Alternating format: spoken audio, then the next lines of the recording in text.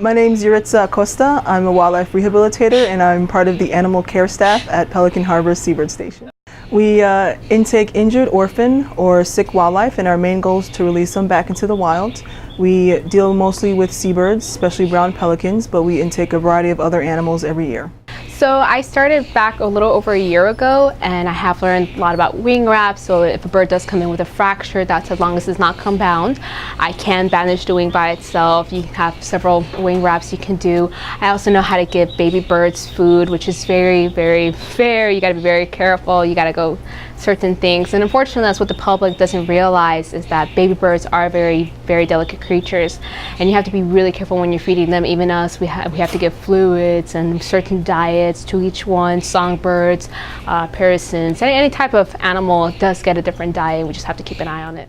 We have wild birds that come and go as they please. They are walking around on our sidewalk all the time. Most of them are brown pelicans. We do have some double-crested cormorants and black-crowned night herons hanging out.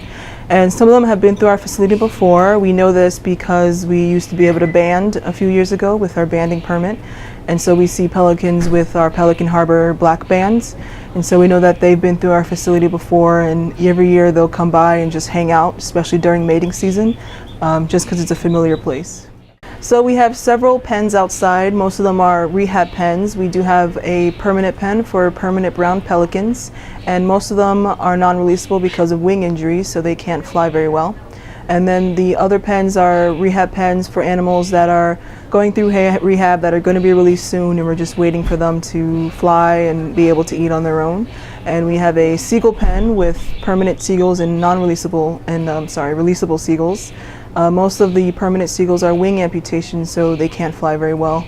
And then we have some wooden pens in the back for smaller birds, smaller like songbird type birds.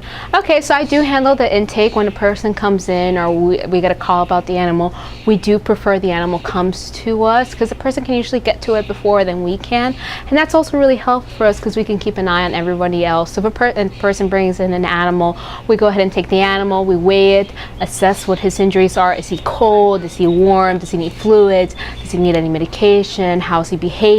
So you have to look at all these types of things. You want to make sure there's nothing limping or dangling, and that's just one of the things we do. And then we just head around and just settle them down so that they can calm down, and hopefully they get better very soon.